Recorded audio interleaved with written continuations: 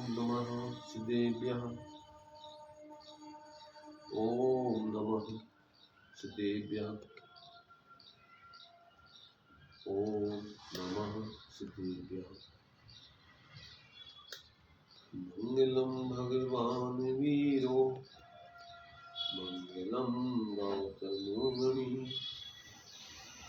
मंगलम कुंद कुंदाद्यो जैन धर्मोस्तु मंगलम सर्वमंगल मांगल्यम सर्वकल्याणकारकम दानं सर्वधर्माणां जैनं जयतु शास्त्रम् जैनं जयतु शास्त्रम्। सकल विभाव अभाव कर किया आत्म कल्याण परमानंद सुबोधमय नमो सिद्ध भगवान। आत्म सिद्धि के मार्ग का जिसमें सुभग विधान उस समाधियुत तंत्र का करूं सुगम व्याख्यान।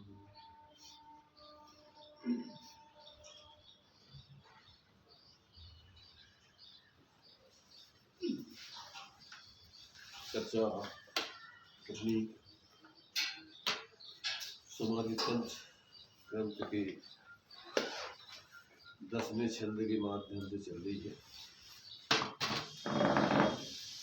अभी इस 10वें छंद में आचार्य देव इस बात को यहाँ सिद्ध कर रहे हैं,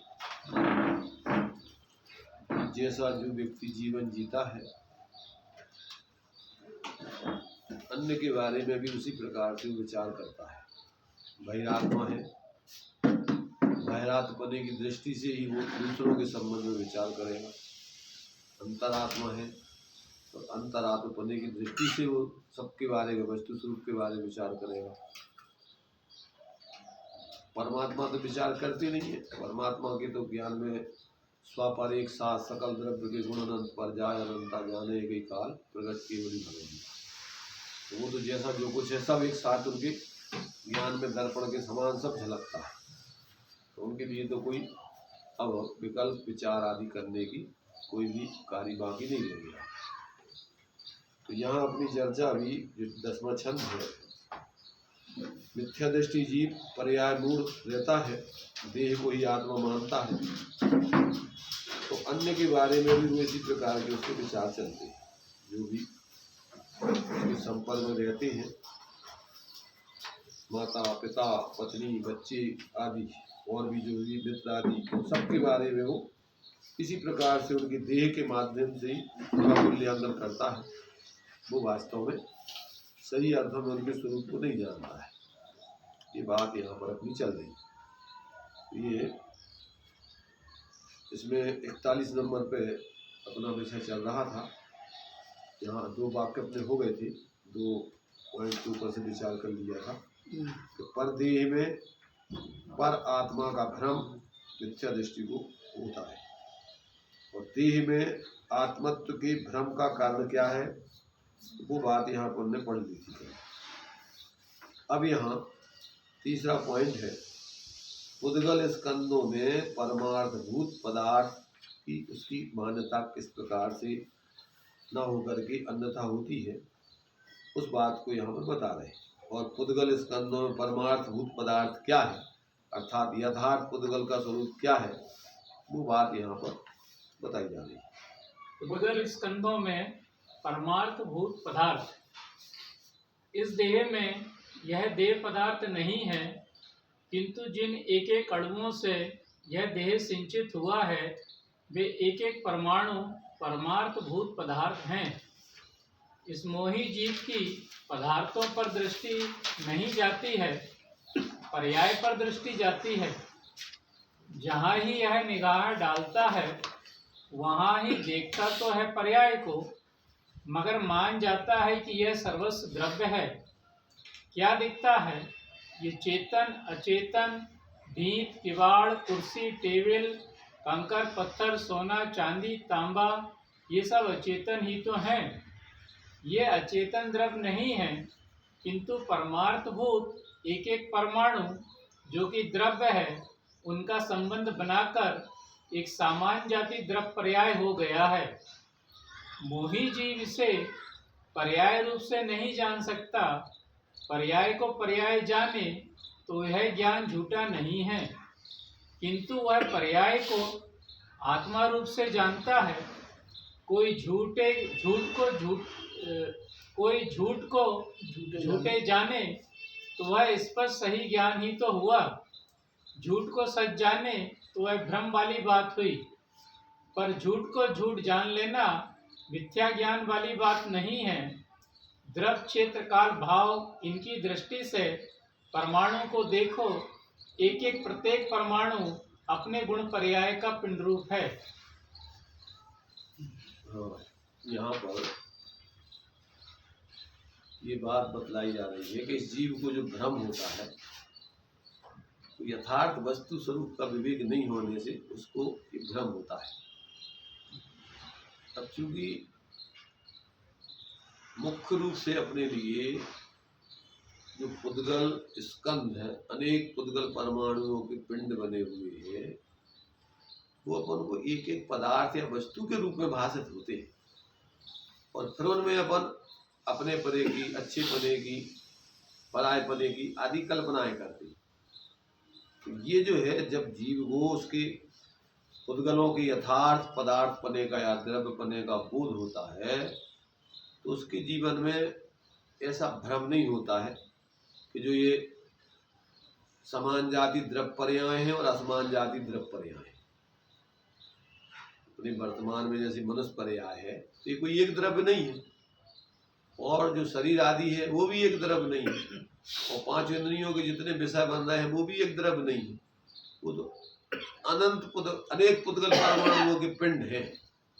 अब उसमें यदि अपन को एक एक परमाणु अलग अलग दिखाई देवे, तो अपने लिए उनमें एक एक पदार्थ की जो अनादिकालीन अद्वैत मिथ्यात्व में जो भ्रांति चली आई है, दृश्यमान पुद्गल पर्यायों में द्रव्य बुद्धि और अदृश्यमान द्रव्य गुण पर्यायों में अभाव बुद्धि और परद्रव्य गुण पर्यायों में अहंकार ममकार बुद्धि, मैं और मेरे। तो ये जो इस सिखाना नहीं पड़ता, अनादिकाल से इस पर्याय गुण जीव को ये सारी की सारी भ्रांतियां चली आई। अब यहाँ पर अपने लिए इस मनुष्य पर्याय में भगवान जिनेंद्र ने 6 द्रव्यों का, 7 तत्वों का, 9 पदार्थों का अपन को यथार्थ स्वरूप बताया। अब उसके माध्यम से पहले अपन आगम से अगर निर्णय करें, अपने विवेक से युक्ति तर्क पूर्वक अपन जो है उसका निर्णय करें विवक्षाओं के माध्यम से, प्रमाणदय आदि के माध्यम से, और फिर उस मार्ग पर चलने वाले ज्ञानी धर्मात्मा जीवों का उपदेश आदि भी सुन करके, समझ करके, और फिर अपन प्रयोग करें, तो अंतर में अपने उस एकत्व विभक्त आत्मा की अनुभूति पूर्वक सम्यक ज्ञान की प्राप्ति होती है।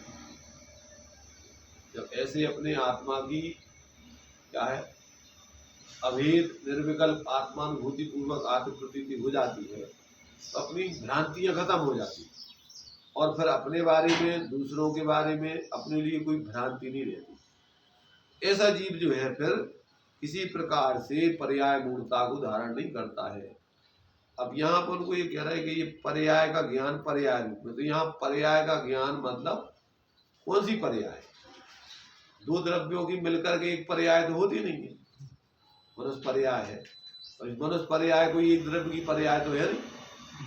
इसमें जीव की पर्याय शरीर प्रमाण, शरीर से पृथक एक विभाव व्यंजन पर्याय रूप आत्मा अलग है, और ये जो अनेक पुद्गल परमाणुओं के पिंड रूप जो विभाव व्यंजन पर्याय है पुद्गल द्रव्यों की, अनेक पुद्गल परमाणुओं का, जो इस प्रकार से बंद होकर के और जो एक जैसे लग रहे हैं, ये भ्रांति का कारण तो ये बंध तत्व है।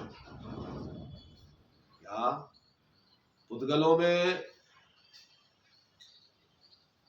सजाति बंद होता है और जीव और पुद्गलों में असमान जाति द्रव्य बंद होता है।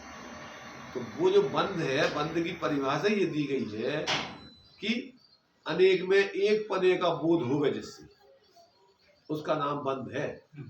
अब अपन को यहाँ ये सब अनेक में, चाहे पुद्गल स्कंद होवे और चाहे जीव और अजीब पुद्गल की असमान जाति पर्याय, अब इसमें अपन को एक पने का भ्रम हो रहा है। तो इस बंध तत्व का यथार्थ बोध नहीं है, जबकि अपन 7 तत्वों में पढ़ते हैं कि बंध 2 7 तत्वों में जीव अजीब 2 द्रव्य, जीव और पुद्गल 2 द्रव्य, तो द्रव्य है मूल में।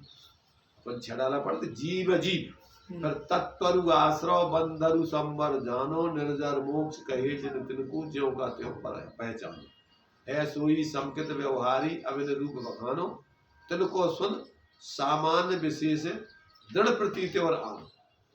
तो ये जब अपन को इस प्रकार से बोध हो जाता है तो फिर अपने जीवन में फिर मिथ्या कल्पना नहीं होती। अपना अस्तित्व अपन अपने स्वरूप में देखते हैं, पर का अस्तित्व पर में देखते हैं, उसके द्रव्य गुण पर्यायों को उसमें देखते हैं, बाकी द्रव्य गुण पर्यायों को उसमें देखते हैं। तो अपने लिए फिर उसमें भ्रांति का क्या काम? झूठी काल्पनिक रूप में जो अपन मान्यता बना करके जीते रहते हैं, वो झूठी कल्पना रूप में अपना जीवन नहीं रहेगा, यथार्थ रूप में रहेगा। यथार्थ रूप में रहेगा तो अपन को मिथ्या विपरीत मान्यता नहीं होगी, ज्ञान नहीं होगा और आचरण भी नहीं होगा। जब अपना बाहर में कुछ है ही नहीं, अपना सब कुछ अपने में है और बाहर से कुछ मिलता ही नहीं, मिलने की व्यवस्था ही नहीं, तो अपन ऐसे मिथ्या भाव करके और निरंतर पर लक्ष्य करके राग द्वेष आदि की वृत्ति करते हुए ऐसी मूर्ता जन्म आकुलता रूप जीवन जिएंगे क्यों? तो ये अपन को यहाँ पर आचार्य देव कह रहे हैं कि भैया देखो, जब तक तुम मूल पदार्थ को नहीं जानोगे तब तक तुम्हारी भूल मिट नहीं सकती।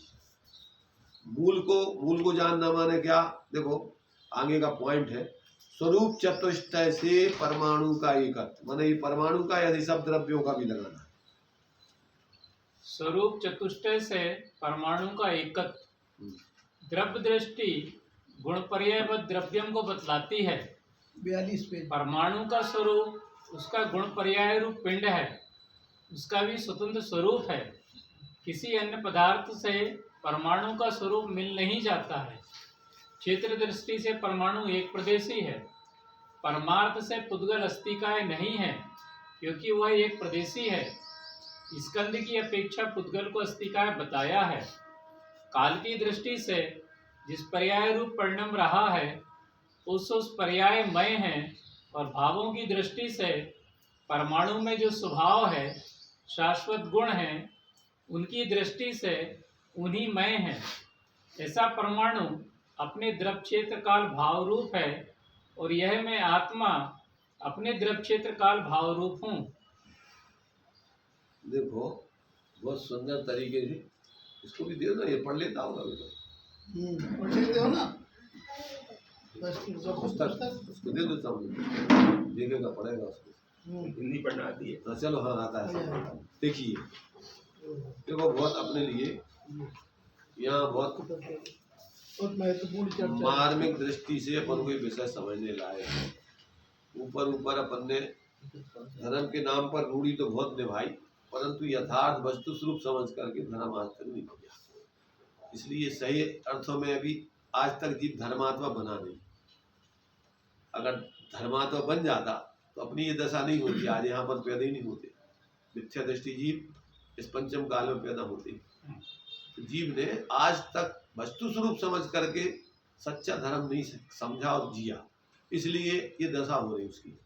और अभी भी अपन औपचारिकता में ऊपर में अपन एक रूढ़ी निभाने के लिए आए और जल्दी जो कुछ अपनी धारणा या जो अपनी मान्यताएं बना रखी हैं संप्रदाय में, उस हिसाब से जो कुछ क्रिया वगैरह की वो चलते बने, वही लग गए मोह के कामों में, उससे कुछ नहीं होना। अगर अपने लिए ज्ञानी कहते हैं, धर्मात्मा कहते हैं कि अगर आप इस धर्म के आयतनों में आकर के, ये तो निमित्त है, तुम्हें धर्म समझने के कारण है, मात्र निमित्त कारण। धर्म तो तुम्हें अपने ज्ञान में समझ करके अपने जीवन में प्रैक्टिकल करो, स्वाश्रय से जीवन जियो, तो धर्म तो वहाँ होना है। और अगर अपने इन निमित्तों में ही अभी तुमने अगर समझने का प्रयत्न नहीं किया, क्योंकि जितने भी अपन को उपचार या व्यवहार के कारण हैं ये सब धर्म समझने के लिए है, व्यवहार का के लिए, परमार्थ के लिए, साधारण परमार्थ समझने के लिए सब निमित्त कारण है, अगर समझो तो, और नहीं समझो तो कभी नहीं है। तो अब यहाँ आकर के व्यक्ति उस माने वस्तु स्वरूप को समझ करके परमार्थ धर्म के स्वरूप को समझ कर आराधना तो करता नहीं, और यहाँ जो कुछ उसने मान्यताएं बना ली यहाँ आकर के और चला गया और सोच लिया कि हम होगा धर्म। यहाँ तो देखो, अगर तुम्हें परिणामों का विवेक नहीं होगा यहाँ आकर के, और अगर तुम्हारे लिए ये आकुलता बनी रहेगी कि जल्दी खत्म हो गए, कब खत्म हो गए, तो पाप ही कमा रहे, इधर तो पुण्य ही नहीं हो रहा। यहाँ आकर के समझने में उपयोग लगावे और संसार संबंधी विकल्प टूटे, और आपके यहाँ समझने में उपयोग लगने से मंद कसाय हो गए। अभी निष्कसाय तो स्वरूप के अवलंबन से होती है, परंतु समझने बुद्धि लगाने से अपनी बाहर के संसार संबंधी विकल्प टूट के और थोड़ी कसाय मंद हो गए, ज्ञान में अपने सविकल्प ज्ञान वस्तु तत्व का निर्णय हो गए, तो कसाय मंद हो गए और उसमें मिथ्यात गले। काय में मिथ्यात गलेगा?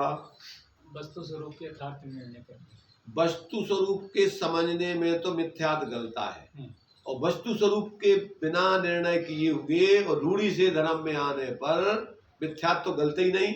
और अगर थोड़ी कसाय मंद होगी तो पुण्य होगा, और अगर कसाय मंद नहीं होगी और यहाँ पर भी तुम्हें आकुलता बनी रहेगी और यहाँ अरुचि होगी तो पाप ही बंद होगा मिथ्यात्व के संग से। तो जिनको अभी रूढ़ी से धर्म प्रवृत्ति है तो उनको तो अभी पुण्य पाप धर्म का कभी पता ही नहीं, परंतु जो तत्व विचार करते हैं, जो भगवान जिनेन्द्र के द्वारा उपदेश को समझने का प्रयत्न करते हैं, उनकी मिथ्यात्व भी गलता है और साथ ही साथ पुण्य भी उस समय होता है। मैंने साथ ही से क्या मतलब विशेष पुण्य होता है सामान्य मिथ्या दृष्टियों की अपेक्षा, क्योंकि इतनी कसाय तत्व निर्णय में जितनी कसाय मंद होती है वैसी कसाय और किसी क्रिया मोटी क्रियाओं में नहीं होती। अनुभव प्रकाश में 3 प्रकार का स्वरूपयोग बतलाया है। तो सबसे पहला स्थूल लिया है उन्होंने क्रियात्मक स्वरूपयोग, शरीर आदि के आश्रित बाह्य द्रव्य आदि के आश्रित जो प्रवृत्ति की जाती है वो स्वरूपयोग, उपयोग उसमें लगा करके अपन, और थोड़ी अगर इधर उधर के सांसारिक कार्य छोड़ रहे हैं और अगर अपन मान लो भगवान की परिक्रमा कर रहे हैं, नमस्कार कर रहे हैं, नमोकार मंत्र बोल रहे हैं, ये बाहर के शरीर आदि क्रिया रूप या द्रव्य चढ़ा रहे हैं भगवान रख करके एक सामान, तो ये नंबर 1 शुभ उपयोग। नंबर 2 आता है कि जब अपन स्तुति पढ़ते हैं, क्या करते हैं, भगवान आदि के पंच परमेष्ठी आदि के देव सास गुरु आदि के स्वरूप का कहते हैं, जब अपन माने भावनात्मक रूप में जुड़ के बहुमान करते हैं, शब्दों में स्तुति आदि करते हैं, ये नंबर 2 सौ उपयोग, अगर उपयोग उसमें लग रहा है तो मतलब स्तुति करते हुए अपना विचार साथ में चले, विचार उसमें उपयोग भाई उपयोग खेल तो शब्दों का थोड़ी है वैसे, उपयोग का शब्द तुम बोल रहे हो उपयोग होते जा रहा हो, को आ रहा हो, को जा रहा हो, को क्या कर रहा हो, तो कहाँ तुम आप भाई देखो, जितनी भी क्रिया पे तो पुण्य पाप और धर्म को आरोप आउट है, क्रिया में ना धर्म है ना पुण्य है ना पाप है, जीव के भाव परिणामों से होते पुण्य पाप और धर्म, तो क्रिया पे तो आरोप आ जाता है, जैसे तुम्हारे भाव हुई है तो उस क्रिया पे उस पर आरोप आ जाएगा। मन वचन काय तीनों गुप्तियों से क्या है कर्मों की नजरा होती है, तो सब मन वचन काय की गुप्ती से नजरा होती है कि शुद्ध उपयोग से नजरा होती है, शुद्ध उपयोग से, तो अब वो तो आरोप है उस पर कि जब जीव शुद्ध उपयोग में जाएगा तो मन वचन काय रुके होंगे, तो वो तो उस पर आरोप आ गया।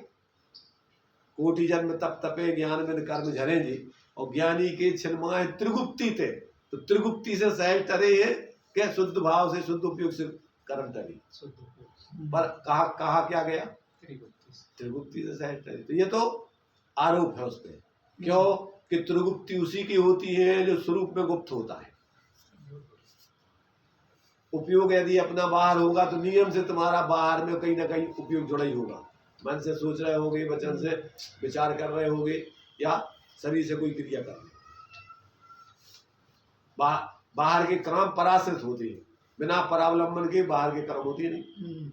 शुभाशुभ भाव जो होते हैं, काय वांग मना कर्म योगा सा आश्रवा शुभा पुण्यस अशुभा पाप, 3 प्रकार के मन वचन काय की प्रवृत्ति अशुभ और शुभ रूप बताई। जब हमारा मन वचन और काय अशुभ भाव रूप परिवर्तन कर रहा होगा तो वो अशुभ योग कहलाता है, पाप बंध का कारण कहलाता है। काय वांग मना कर्म योगा शास्त्रवा, मन वचन काय के योगों से आश्रय होता है। तो ये तो निमित्त की तरफ से कथन है, आश्रय भावात्मक आश्रय, और द्रवाश्रय भी अपनी आत्मा की क्रिया से होगा, वो कोई शरीर की क्रिया से नहीं होगा। मुर्दे के लिए तुम हलाटे दुराटे लो तो उससे कोई कर्मों का आश्रय बंध थोड़ी होगा, अथवा बिना भावों के मान लो कंपन हो रहा है तो उससे थोड़ी कोई कर्मों का आश्रय बंध होगा। वो तो तुम्हारे आत्मा के प्रदेशों में परस्पंद हो गए और परिणाम तुम्हारे उसमें जुड़ रहे होंगे तो उससे आश्रय होता है। अगर अकेले प्रदेशों का परस्पंद हो रहा है तो उससे क्रियापत आश्रय हो रहा है, क्योंकि अनंत भगवान के कसाय नहीं है पर आश्रय हो रहा है कि आत्मा के प्रदेशों की चंचलता चल रही है। तो ये अपन को उपयोग पूर्वक तुम्हारी जो प्रवृत्ति है, तो ये अपने लिए योग और उपयोग आश्रव का कारण, बंध का कारण क्या है? क्यों अजीब? अब आश्रव सुनिए, मन वच काय त्रियोगा और मिथ्या अवरति अरु प्रमाद कसाय सहित उपयोगा, ये ही आत्म को दुख कारण ताते इनको तजिए और जीव प्रदेश बंधे विधि सो बंधन कमोन से। योगों से कर्म आते हैं और उपयोग की मलिनता से कर्म बनते। पहले योगों का दिया, आश्रमों का, और फिर उपयोग मिथ्या अवरति अरु प्रमाद कसाय सहित उपयोगा, ये ही आत्म को दुख कारण ताते इनको तजिए। क्या? मिथ्यावरति अरु प्रमाद कसाय सहित उपयोग, इसको दूर करो, उसी को सच्चिकरण भाव कहेंगे।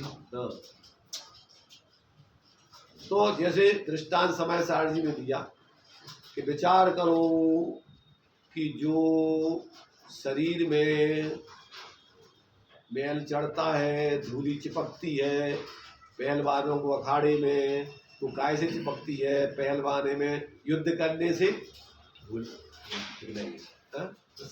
शरीर में जो उन्होंने तेल वगैरह मर्दन करके जो पहलवानी के लिए आए हैं तो वो चिकनाई से उनके धूल चिपकती है। जैसे अपन दूसरा दृष्टांत कि दीवार में धूल कब चिपकती है? कि दीवार जब गीली हो, और जैसी गीली हो पानी, तेल, डम्बल उसी जाति का उसमें मिट्टी धूल चिपकेगी दूसरी प्रकार। ऐसे अपने परिणाम जैसे होंगे वैसे कर्मों का आश्रय बंद होगा। अगर ये मिथ्यात्वरति प्रमाण कसाय के भाव नहीं होंगे तो कर्म आएंगे और जाएंगे, बंधेंगे नहीं। क्यों? कि उनको पकड़ने वाला आत्मा की मलिनता का भाव तो है ही नहीं, बांधने वाला। जितनी मलिनता होगी उस हिसाब से, उसी स्थिति अनुभाग से बनेगी। तो ये अपन को समझ में आ जाए कि देखो भाई, प्रत्येक द्रव्य अपने अपने ही द्रव्य गुण पर्याय रूप में रहता है और अपनी ही पर्यायों में परिणमन करता है। पर द्रव्य और पर द्रव्य क्षेत्र काल भाव तो उससे पृथक ही रहते हैं। अब विभाव भाव आदि होता है दो द्रव्यों जीवन पुद्गल में, तो उनमें आपस में निमित्त नैमित्तिक संबंध बनता है बंध आदि के रूप में परिणमन में। और बाकी चार द्रव्य तो शुद्धि रहते हैं, उनमें कोई बंधन आदि का विभाव रूप परिणमन करने की व्यवस्था नहीं है। इसमें स्व या परजीव के जो शरीर के जो परिणमन हो रहे हैं, वचन आदि के जो परिणमन है, उनको अपने को अनंत पुद्गल इस परमाणुओं का परिणमन देखना चाहिए, स्वतंत्र रूप से भी चल रहा है। वो देखो दो कर्म वर्गणाओं को परिणमन हो रहा है, उसमें जो कार्बन वर्गणाएं आ रही हैं, बन रही हैं, जा रही हैं, वो कार्बन वर्गणाओं का परिणमन अलग है। उसमें तेजस वर्गणाओं का परिणमन अलग हो रहा है, उसमें वचन वर्गणाओं का परिणमन अलग हो रहा है, उसमें मनोवर्गणाओं का परिणमन अलग हो रहा है। उन वर्गणाओं में भी अपना अपना विभाग अलग अलग है। आनंद परिणमन एक साथ हो रहे हैं, सब हो रहा है और अपन एक द्रव का मान लेते हैं उसे। अब अपन उसमें सोच रहे हैं कि हम कर रहे हैं, ये हम हमें ऐसे करता। बहुत बड़ी मूर्खता है। कंपनी चल रही है, कई लोगों की पूंजी लगी हुई है, कई लोग उसमें काम कर रहे हैं, तो तुम कहो कि हमारी कंपनी चल रही है, हम चला रहे हैं। सबके विभाग सब शेयर होल्डर है, सब शेयर होल्डर है, जितने जितना उनका भाव लग रहा है, जितने जितने उनका उसमें जुड़ान चल रहा है, सब उसके शेयर है उसकी। तो ये जब तक विवेक नहीं हो तब तक क्या है, भ्रांति से जीता रहता है, मिथ्या दशा में भ्रम से, क्या कर रहा हो कुछ पता ही नहीं है। तो यहाँ ये बता रहा है कि जब स्वरूप चतुष्टय से जब बोध होता है वस्तु स्वरूप का, परमाणु आदि का, तब व्यक्ति जो है वास्तव में उसका स्थूल रूप से विपरीतता खत्म होती है। और जब विभागों से भेद विज्ञान करके स्वरूप के आश्रय से फिर स्वाभाविक परिणमन करता है तो फिर उसकी सूक्ष्म विपरीतता खत्म होती है। तब उसका व्यावहारिक परिणमन से अभाव होकर के स्वाभाविक, जैसे अपने द्रव्य स्वभाव है वैसे पर्याय में परिणमन होता है स्वाभाविक। वही धर्म है, और इसके अलावा कोई धर्म नहीं, बाकी सब धर्म है। क्या धर्म? स्वाभाविक परिणमन में ही धर्म है। देखो, प्रत्येक वस्तु को द्रव्य क्षेत्र काल भाव में मानते हैं, ठीक है ना। द्रव्य पूरी वस्तु है, क्षेत्र उसका एक पार्ट है, प्रदेश काल एक उसका पार्ट है, भाव एक उसका पार्ट है, हिस्सा।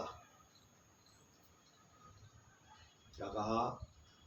द्रव्य पूरी वस्तु। अब देखो, इसमें पर्याय पने में और द्रव्य पने में चारों का विभाग अगर अपन समझे कि जब अपन द्रव्य, सामान्य द्रव्य की बात करते हैं तो उसमें विशेष गुण होकर के अपन अभेद द्रव्य को देखते हैं।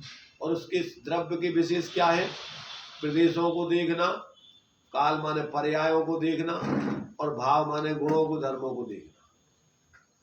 ये अभेद द्रव्य में गुण दिखते नहीं, अभेद द्रव्य दिखता है जब सामान्य द्रव्य देखेंगे। और जब विशेष देखेंगे तो अपने लिए ये प्रदेश दिखेंगे, पर्याय दिखेंगी, गुणधर्म दिखेंगे। ये विशेष उसी द्रव्य के विशेष है, विशेष माने उसके अंश है।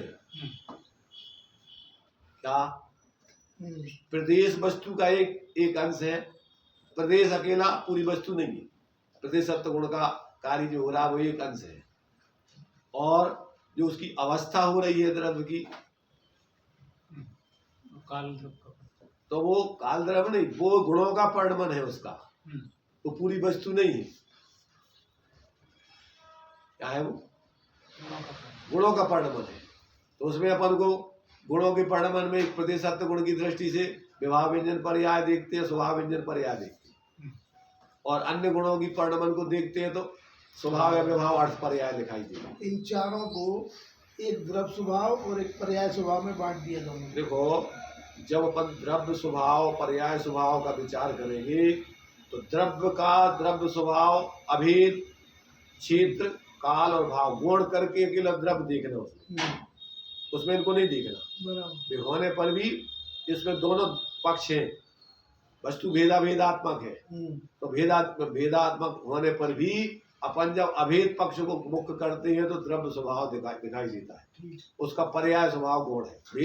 भेदभाव से किसी तरफ से भी किसी से भी देखो वो सब गुण है, अखंड वस्तु देखना है उसमें। क्षेत्र की तरफ से सब पूरे अपन को ना, क्षेत्र उसके द्रव्य के विशेष यही है, क्षेत्र, काल और भाव, ये उसके विशेष है, समझ रहे ना। अब जब अपन जो है क्षेत्र के सामान्य विशेष रूप देखते हैं तो क्षेत्र को सामान्य विशेष देखेंगे तो सामान्य क्षेत्र में अपन को अभेद द्रव्य दिखाई देगा, और क्षेत्र विशेष में उसके खंड करके देखेंगे। एक एक प्रदेश माने देखो अलग अलग है, सबका एक जैसा नहीं है, एक एक प्रदेश। जैसे जीव को देखना है तो अपन को असंख्यात प्रदेश रूप में देखेंगे, लोग प्रमाण निश्चय से उसके प्रदेश देखेंगे, और अभेद दृष्टि से देखेंगे तो वो कोई अलग अलग तो है नहीं। अपन ने दिमाग में उसको समझने के लिए उपचार से खंड किए, परमाण से तो वो अखंड ही रहता है, प्रदेश कोई उसके अलग अलग नहीं होते। एक अभेद क्षेत्र दिखेगा, अभेद क्षेत्र दिखाई देगा। अब काल की दृष्टि से देखेंगे तो अपन को उन पर्यायों में अखंड द्रव्य दिखाई देगा, उन प्रदेशों में अखंड द्रव्य दिखाई देगा। तो अपन को जब अपन काल की दृष्टि से सामान्य देखेंगे तो उसमें द्रव्य दिखाई देगा सामान्य से, अपन को पर्याय दिखाई नहीं देगी। ठीक है। और जब विशेष देखेंगे तो भूत, वर्तमान, भविष्य रूप में उसकी अवस्थाएं दिखेंगी।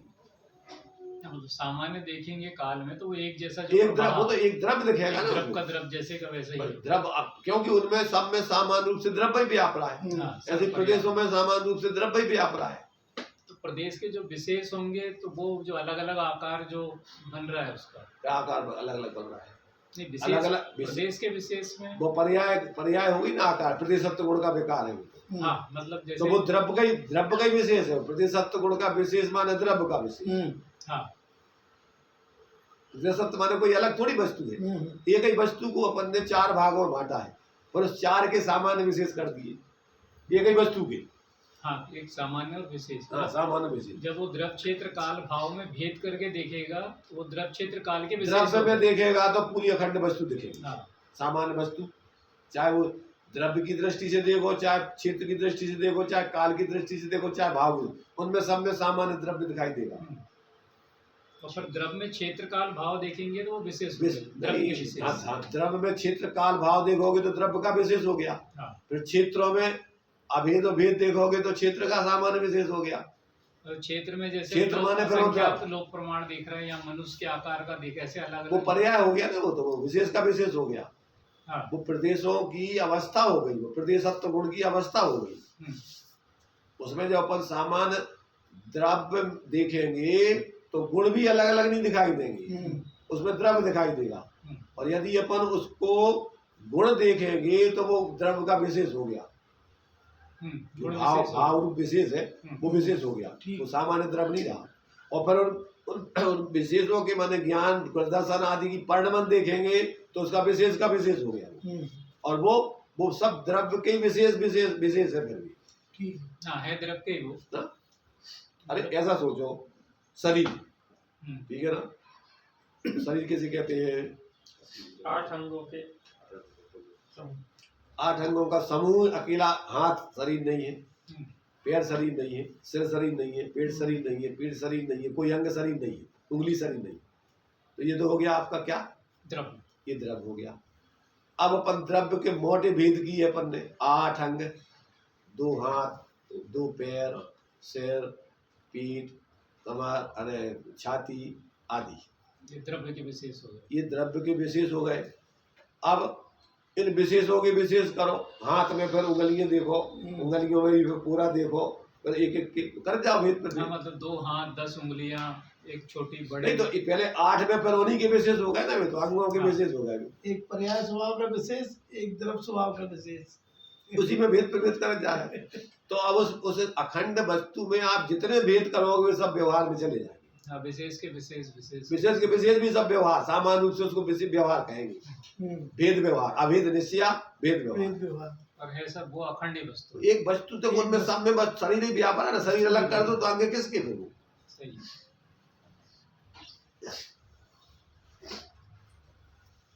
तो जब अपन द्रव्य सामान्य देखते हैं तो क्या है, अपन को अखंड वस्तु दिखती है, उसमें फिर उसके अंग प्रत्यंग आदि गर्भित होकर के अभेद में आते, निकाल नहीं दिए जाते। ध्यान रखना, जब आप सामान्य द्रव्य को देख रहे हो तो भी विशेष कहीं चले नहीं गए, उसी में गर्भित हो गए, डुबो दिए गए। वचन सार जी की 80वीं गाथा में पर्यायों को गुणों में डुबो और गुणों को द्रव्य में डुबो, और एक देखिए जानिए रम रहिए एक ठोर, और समल अमल भेदा भेद नित्यानित्य कुछ नहीं विचारी। बस यही सिद्धि नहीं हो, यही निर्विकल्प आत्मानुभूति का उपाय है।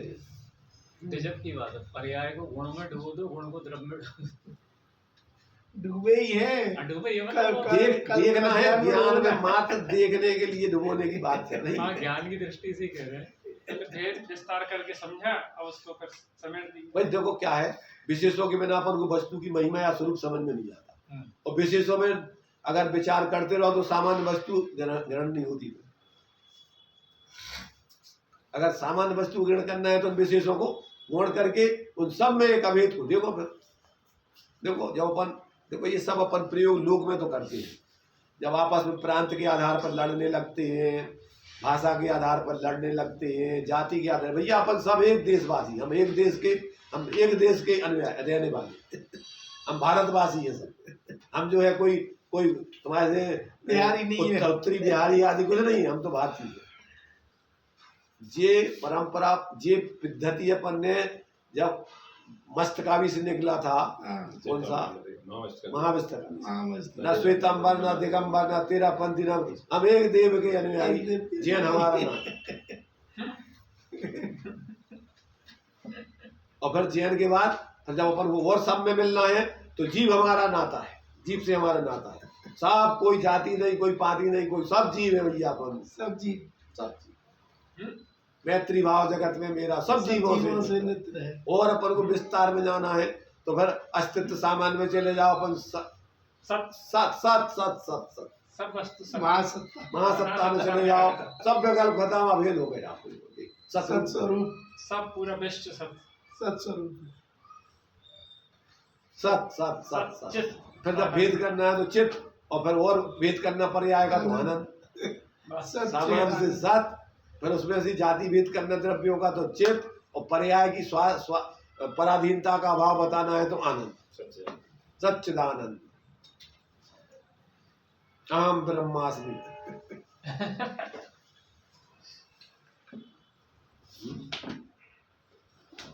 देखो जितना ज्यादा अपन जो है वस्तु स्वरूप की विराटता में जाएंगे उतना अपना सोच बहुत विस्तृत हो जाएगा, पर संकुचित सोच खत्म हो जाएगा। मेरा तेरा, अच्छा बुरा, ये सब खत्म। अब सत्य में क्या अच्छा क्या बुरा, सब अस्तित्व अस्तित्व अस्तित्व। तो ये जो है, जब व्यक्ति को क्या है, जब अंदर से जब ऐसा तत्व निर्णय करके और जब वो ऐसे अपने स्वरूप का अवलंबन करता है तो ऐसे में विकल्प खत्म, और विकल्प आत्मा का स्वभाव नहीं है करना।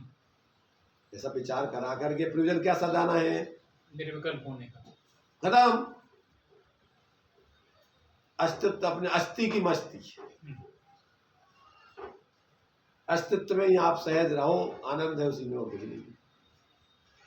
और जहां तुमने विकल्प किए, क्या वस्तु तो जैसी है वैसे ही रहना है, अब तुम कल्पनाओं से पर्याय में दुखी रहोगे सिर्फ। वस्तु भी जैसी वैसी ही रहना, और जो परिणमन होने वो भी वैसे ही होने। देखो जो परिणमन होना है वैसे ही होना, ये एक अपेक्षा है, परंतु जब आप वस्तु की अस्थि की मस्ती में आ जाओगे तो विभाव परिणमन नहीं होगा। हाँ, नहीं मतलब वो परिणमन नहीं, वो क्या होता है कि जब व्यक्ति क्या करता है, क्या प्रयोजन की सिद्धि नहीं करके और फिर ऐसा करके स्वच्छंदाचारी हो गए, पर्याय में प्रवृत्ति कर रहा है, वो तो जो होना है तो होगा, तो मिथ्या दृष्टि बनाना, मिथ्या अस्थि की मस्ती में ही आनंद है। इसलिए उसमें कांजी स्वामी बोलते थे कि ज्ञान स्वभाव में बैठ करके क्रमबद्ध पर्याय का निर्णय होता है, पर्याय स्वभाव बैठ करके नहीं होता। एक वाक्य पहले लगाते थे कि क्रमबद्ध पर्याय का निर्णय, जब तुम अपने को ज्ञान स्वरूप अनुभव करो तो अब जो जिस समय क्या होना है, तुम्हारा परिणमन शुद्ध स्वाभाविक होगा, और बाकी जिनका आगे अज्ञान दशा है वस्तु स्वरूप का निर्णय नहीं, उनका परिणमन व्यावहारिक होगा। तुम नहीं बदल सकते हो, जब तक वे ऐसे द्रव्य स्वभाव में नहीं आएंगे तब तक उनका परिणमन स्वाभाविक नहीं हो सकता। और उसी को सही निर्णय होता है सबका वस्तु स्वरूप का, और उसी में अकर्तापने की बुद्धि आती है, क्योंकि आत्मा का द्रव्य स्वभाव अकर्तापना है, और पर्याय स्वभाव में भी अकर्तापना है, कीर्तन कर्तापना नहीं है। वस्तु स्वरूप की दृष्टि से प्रत्येक वस्तु अपनी पर्यायों के करता है, पर वो ऐसी करता नहीं है कसाय पूर्वक विकल्प, सही स्वाभाविक आगे पीछे वाली कमी है, ये कर दूं वो कर दूं ऐसा करता नहीं, वो उसी में हो रहा वो पढ़ना, इस अपेक्षा से वो उसका कर्ता कहा जाता है। द्रव्य स्वभाव में बैठ के तो ज्ञानी की स्थिति हो गई। अब जिसको स्वरूप में का बोध करना, उसको स्वरूप में जाना है तो उसी का निर्णय करके कि अपना भी यही स्वरूप है, अपन भी उसी ज्ञान स्वभाव में बैठो, और क्या उपाय है। जब सब सुनिश्चित है तो हम क्यों बाहर भटके, हम अपनी पूछ उपयोग की क्यों भटकाएं, क्यों हलाएं अनावश्यक। हाँ, मतलब वो उसका भी विचार करके ज्ञान स्वभाव में ही आया। जब तुमने ये समझ लिया कि सब द्रव अपने अपने स्वरूप में ही है, कोई किसी में से कुछ लेता देता नहीं है, तब तुम्हें क्या रह गया करने को, कुछ हिलाने की गुंजाइश नहीं है। मतलब समझो बहुत गहरे मर्म ज्ञानियों के वचनों में, के वचनों में बहुत मर्म होते, और वे नहीं समझे तो अपन क्या है, पर उठ पटांग अर्थ के अनर्थ करके, अरे भैया अब क्रमबद्ध पर्याय हम कछु कर ही नहीं सकत, तुम क्या कर सकत जा बताओ, तो बताओ क्या कर सकत, जो समझाओ तो हमें। तुम सहज रह सकत हो, पर जो कल्पना करके तुम करता धरता पने की बुद्धि है वो तुम्हारा भ्रम है। तुम्हारे सोच में से क्या कर रहे तुम हमें बताओ, समझाओ जरा कि हम जो कर सका। तुम ज्ञाता दृष्टा पने का कार्य कर सकते हो, तुम सहज रहने का कार्य कर सकते हो, और कोई कार्य कर्मों को निकाल दो तो तुम बेकार भी नहीं कर सकते। वो कर्मों के उदय का कार्य है, वो तुम्हारा कार्य नहीं। अगर कर्मों की तरफ रख दो तो करके बताओ। पानी को अग्नि से अलग करके वो कर दो और फिर कहे पानी से कि तुम गर्म होके बताओ। बिना हवा के तरंग ले आके देखा। तो ये जितने ये विकल्प हो रहे, तुम सोच रहे कि हम करता है, ये कर्म के उदय का कार्य है, तुम्हारा कार्य नहीं है। तुम्हारा कार्य तो सहज ज्ञाता दृष्टा है और शांत रहना है, ये सब कर्म के उदय का कार्य है। और तुम उसको अपना कर्ता मान रहे हो तो ये तुम्हारा भ्रम है, तो ये मिथ्यात है, और इसी से तुम परेशान हो।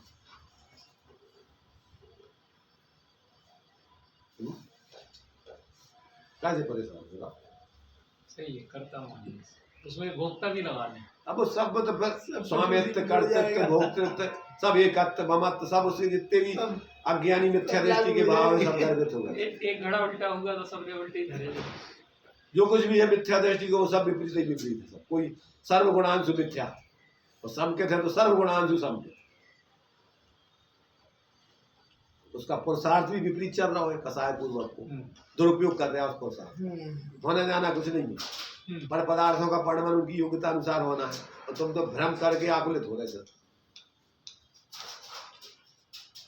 ऐसा कहते हैं कुछ 22-23 गुणों का परिमाण विपरीत चलता, बाकी अपन बुद्धि ज्यादा मत लगाओ भाई, अभी केवल ज्ञान हो जाने पर पता पड़ेगा।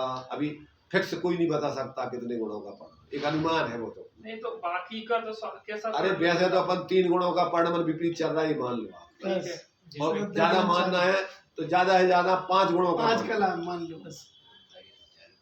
वीर्य गुण का, वीर का मान लो, योगों का मान लो, हाँ योगों का बस। योगों के परस्पर से कर्म आ रहे हैं, और श्रद्धा ज्ञान चार तो वीर। 4 गुण मुख्य अपन को तुम्हारे जिनका कौन से माने जाते हैं? ये अपने घातिया कर्मों का अभाव होने का स्वाभाविक और अंतराल। तो 4 गुणों का परिमाण अपन विपरीत हो रहा है ये। मूल रूप से नुकसान उन्हीं से। 4 गुणों का यथार्थ अनंत चतुष्टय प्रकट होगा तो क्या होगा? अब तुम्हारा मुँह का पूरो ज्ञान की विपरीतता गई, ज्ञान का क्षय सब विपरीतता सब गई, दर्शन को गाओ और वीर को गाओ।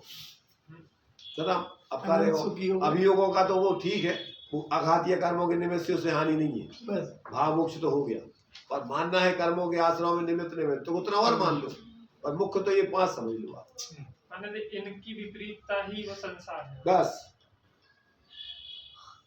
इसलिए दिया ये ऐसे मिथ्यादृग ज्ञान चरण बस भ्रमत भरत दुख जन्म मरण ताते इनको तजिए। इनको तजिए सुजान, इन तीनों को तज दोगे बस सच्ची प्रकार से जानकर तजो। अभेद दृष्टि से तो फिर अनंत गुणात्मक विपरीत परिणाम कहा जाता है ना। वो तो निमित्त नैमित्तिक संबंध से अपन भेद करके व्यवहार से कह रहे हैं इतना इनका परिणाम, पर कभी भी गुण अलग रखेगा कौन? जिनका परिणाम विकारी हो रहा है तो वो किन किन को हो रहा बताओ, निकाल के सभी का हो रहा है।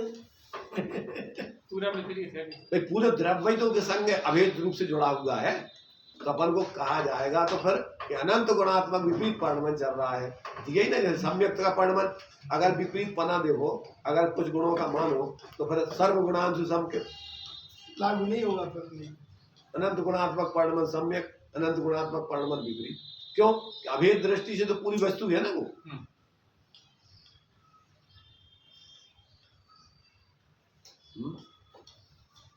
नहीं आ रहा समझ में। नए लोग हैं तो उनके लिए तो अभी से बढ़ जा रहे हैं पर इतना समझ लो। देखो पहले हम भी जब सटखंडागम वगैरह की क्लास में बैठते थे तो जैसे वो 4 जीव थे ना जो आहार दान हो रहा तो कर कछु नहीं सका, देख रहे थे, प्रसन्नता व्यक्त कर रहे थे कि यार अच्छो कार्य हो रहा है, बढ़िया कार्य हो नेवला सांप सूगर सिंह। उतने में उनको परिणामों की विश्वता से आगे जो है वे धर्म के मार्ग के पास बन गए। तो अपन जो है, जो ज्ञानियों ने अपन को जो वस्तु स्वरूप बताया है उसमें अपन को समझ में नहीं आने पर प्रसन्नता भी आवे। बहुत अच्छी चर्चा चल रही है यार, बहुत वास्तव में समझने लायक चर्चा। समझने लायक है बात। इतना ही समझ में आ जाए तो बहुत बड़ी बात। इतनी समझ में आ जाए कि ये चर्चा अच्छी है, क्योंकि ये भगवान के द्वारा बताई गई बातें हैं और ये जो है वास्तव में समझने लायक है। अभी अपन को समझ में नहीं आ रही, कोई बात नहीं, पर आप ऐसी रुचि रखोगे तो आपकी विशुद्धता से कर्मों का क्षय उपशम होगा, ज्ञान दर्शन आदि का आवरण कम होगा और आपके ज्ञान में सब समझ में आने लगेगा। निगोज से निकलता है, ऐसी विशुद्धता के बल से तो निकलता है। ये है कि अपन को इसमें अरुचि भर नहीं आने चाहिए। बस बस भोले जी हाथ जोड़े बैठ गए थे। हाँ, दिव्य ध्वनि कर रही नहीं कर रही, बैठे हाथ जोड़े बैठे पड़ा। भैया बहुत अच्छा कार्यक्रम हो रहा है देव का। भाई ये तुम्हारे से जैसे जो चारों दरवाजे पे खड़े रहते हैं दरबार, वे भी तो पुण्य कमा रहा है, उसका पूरा तुम्हारे की व्यवस्था देख रहे हैं, आनंदित हो रहा है कि इतना अच्छा कार्य है, उसके एक हम भी हिस्सा बन रहे हैं। अच्छे कार्य करने में अपन मंदिर में झाड़ू लगाओ, पोछा लगाओ, ये पूजा हो रही सब भगवान। अपन जा समझ रहा है कि सुहा सुहा कर दो, यही पूजा है, दौड़े दौड़े सच्ची पूजा जा है। वहाँ जो जरूरत है वो काम करो तो वो तुम्हारे भावों की विशुद्धि है। और रूढ़ी से कोई काम कर जाओ, परिणामों की शुद्धि का पता ही नहीं, तो वो कभी पूजा नहीं है। इसका मतलब अर्थ का अर्थ नहीं लगाना। भाई अपन जो है पूजा लगा के चले जाए, मतलब ये है कि वहाँ आपका सब प्रकार से समर्पण होने चाहिए। जब सोचो कि शरीर में व्यक्ति के भोजन कराया जाता है, तो भोजन कराने में तो अपन को रुचि हो गई, और व्यक्ति को अपने लिए भी, खाने वाले को भी, और सोच करने में उसको रुचि और विवेक नहीं हुए तो क्या होगी? पूरी अविवेक काली हो गया। तो सब भोजन तुम्हारा खत्म ही हो जाए, खा ही नहीं पे।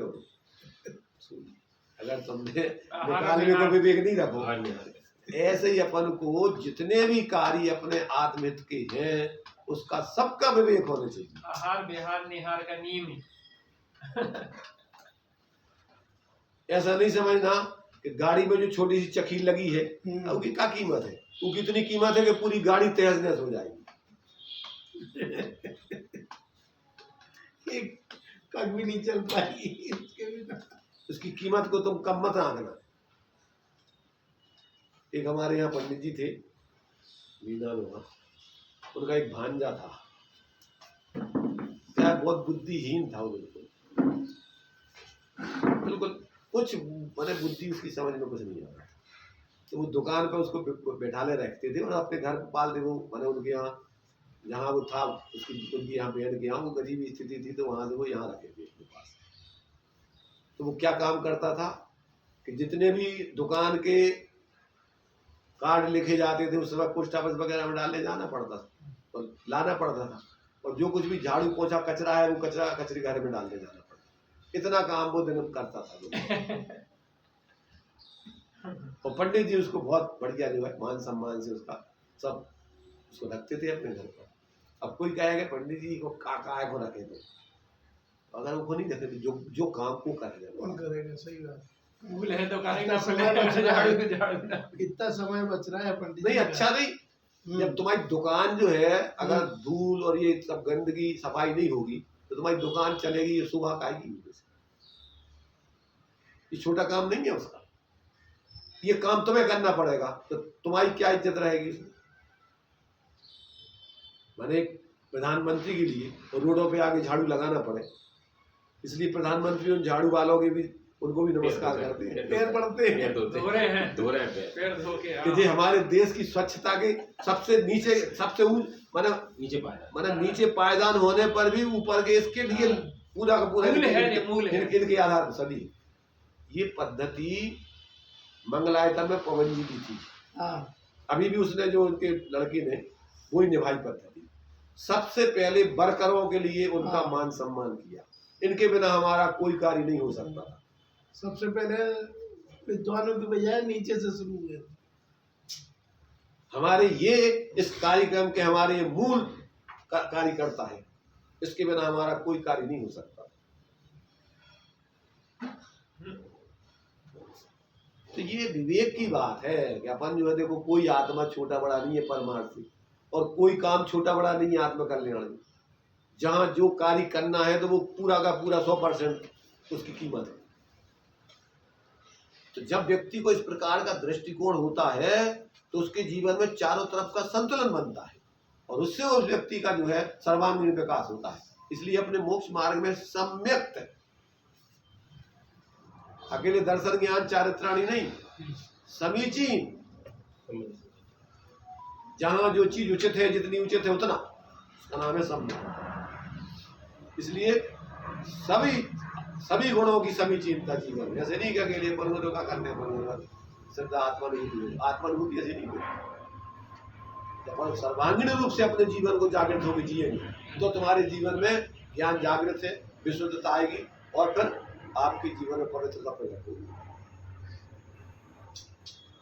मतलब उसमें सर्वांगीण में सब आ गया। हाँ, देवसास गुरु के प्रति भी जो अरे भाई, हम ये कह रहे हैं कि जो जहाँ है उसकी कितनी कीमत है वो सब समझना, और उसका उतना उसका अपन को लाभ लेना, लौकिक उसका उपयोग उसी जाति के करना, उतना उसी समय पे करना।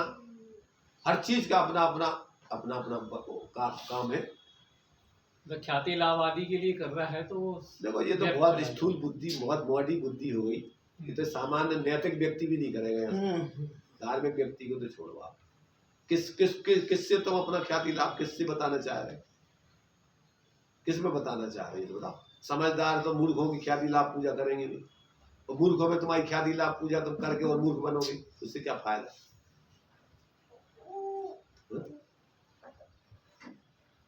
तो ये जो झूठे अपनी अंदर माने उस जाति की पात्रता प्रकट नहीं करके और उस पात्रता का अपन लाभ लेना चाहते हैं, उस जाति का अपने अंदर भाव रखते हैं, ये अपनी बहुत बहुत विपरीत बुद्धि समझिए।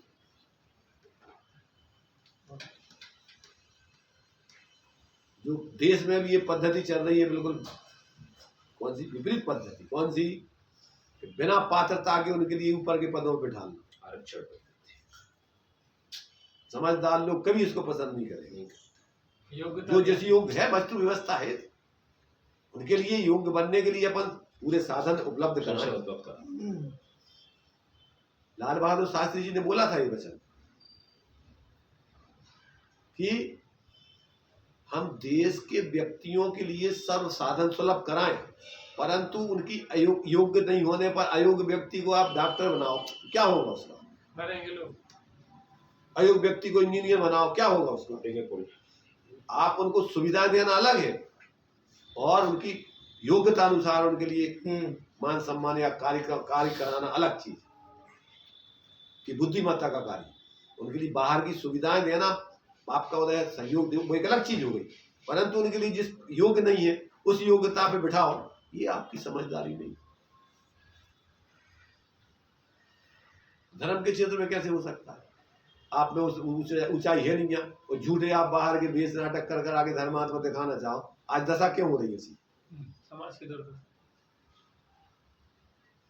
तुम्हारे अंदर उस जाति की ऊंचाई है नहीं, और तुम जबरदस्ती जो है क्या करके, मतलब जो लोक में आज चलता है, रिश्वत दे के, कभी कछु करके, कभी भीड़ इकट्ठी करके, कभी झूठे जो है एक अपने अनुयायी बना के बहुमत के आधार पर। तो ये बहुमत के आधार को धर्म है का, ये तो गुणों के आधार का धर्म है, ऊंचाई के आधार का धर्म है। अभी जो ये पंचकल्याणक करवा के घरों में जो मूर्ति बिठा के पूजा अनुष्ठान करवा रहे हैं, देखो हमें इस बारे में कौन क्या करवा रहे हैं हमें कुछ नहीं पता। एक हम जो ये कह रहे हैं भगवान जिनेंद्र की वाणी में जो बताया जा रहा है, इसमें सब गर्भित हो जाता है, समझ में। जो योग्य नहीं है जिस प्रकार से करवा रहे हैं तो वो हानिकारक है, किसी के लिए हित में नहीं है। बहुत दूर दृष्टि से सारे कार्य होते हैं, सर्वांगीण हित की दृष्टि से, व्यक्ति की दृष्टि से, समाज की दृष्टि से, राष्ट्र की दृष्टि से, वस्तु स्वरूप की दृष्टि से।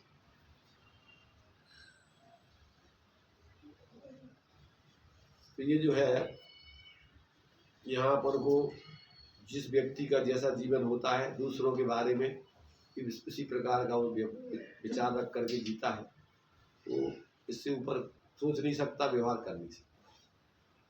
तो अब इसमें मूल कारण ये है कि ये मिथ्या दृष्टि है, वो बिना वस्तु स्वरूप के समझे और मात्र जो है माने उसकी पर्याय दृष्टि, संयोगाधीन दृष्टि और वस्तु स्वरूप से अन्यथा सात तत्व आदि के बारे में विपरीत दृष्टि होकर के अब वो जीता है, इसलिए उसकी ये सारी मूर्खता चलती रहती।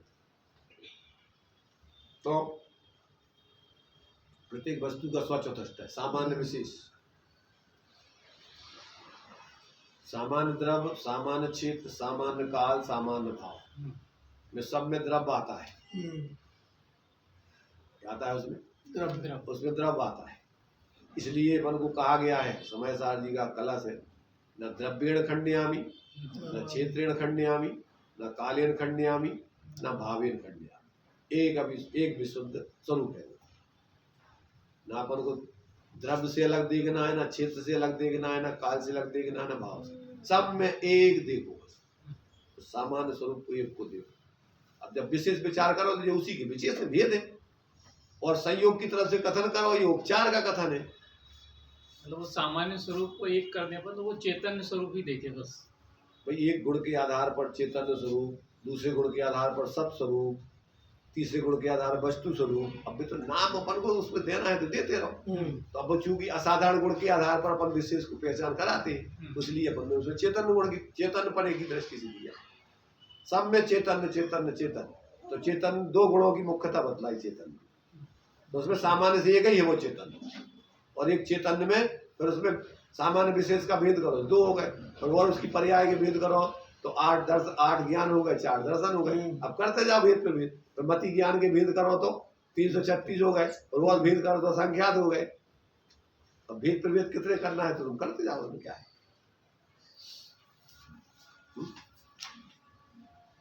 थोड़ा क्या है इसके समझने में अपन को अभी उपयोग की उतनी सूक्ष्मता न होने से अपन को लगेगा तो कि अपन को कुछ समझ में नहीं आओ।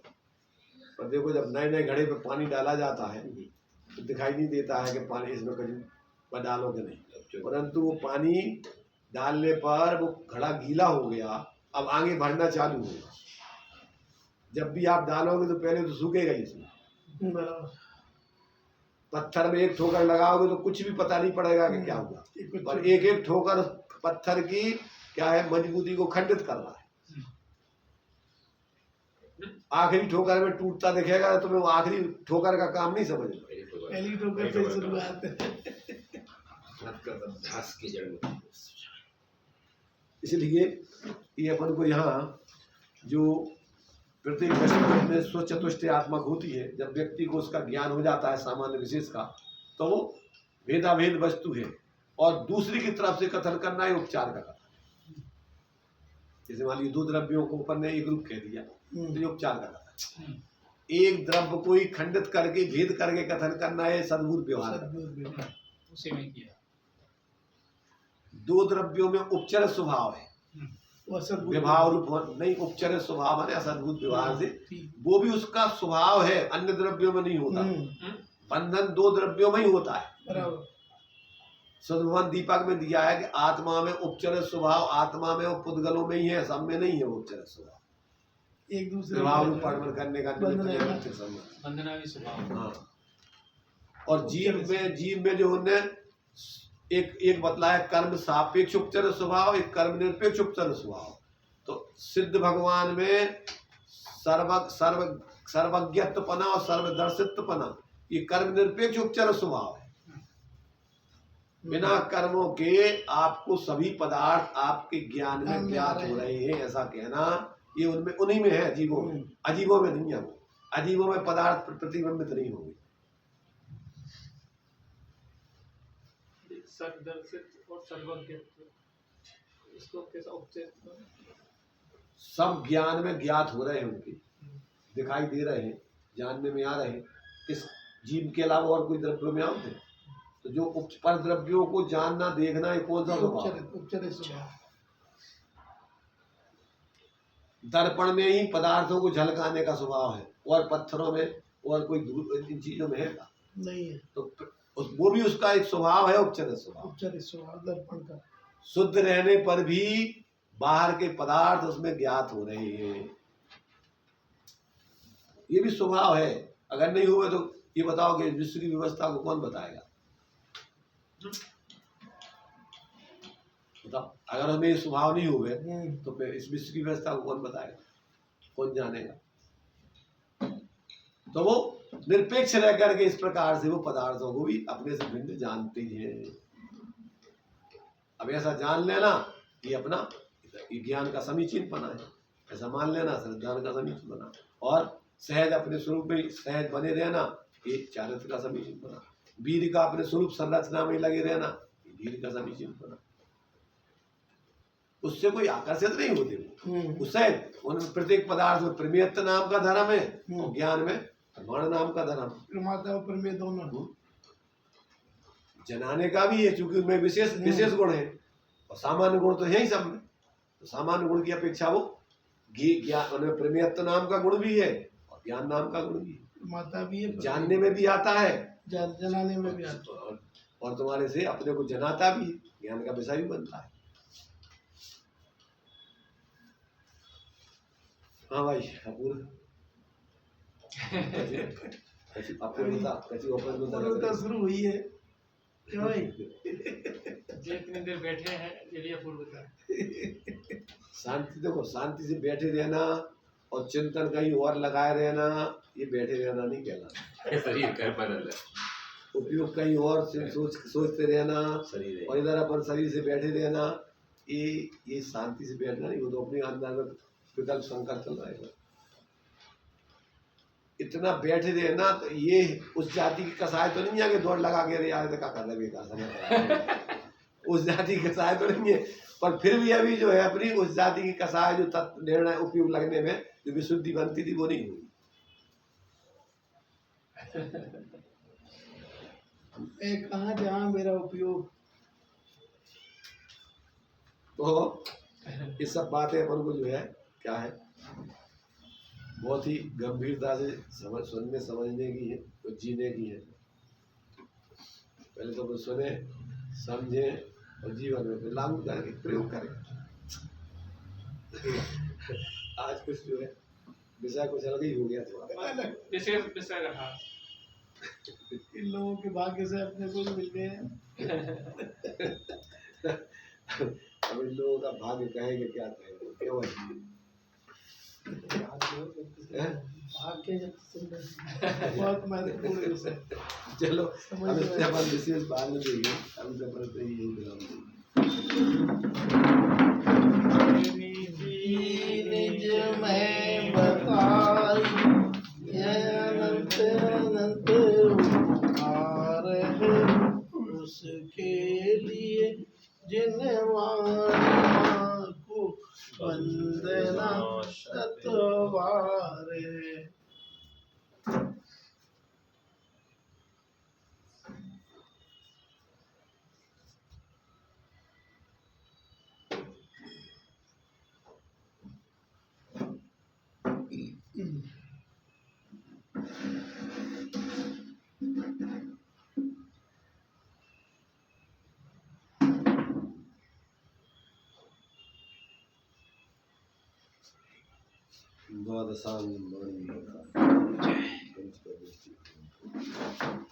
आज 1 घंटे से कम हुआ है क्या?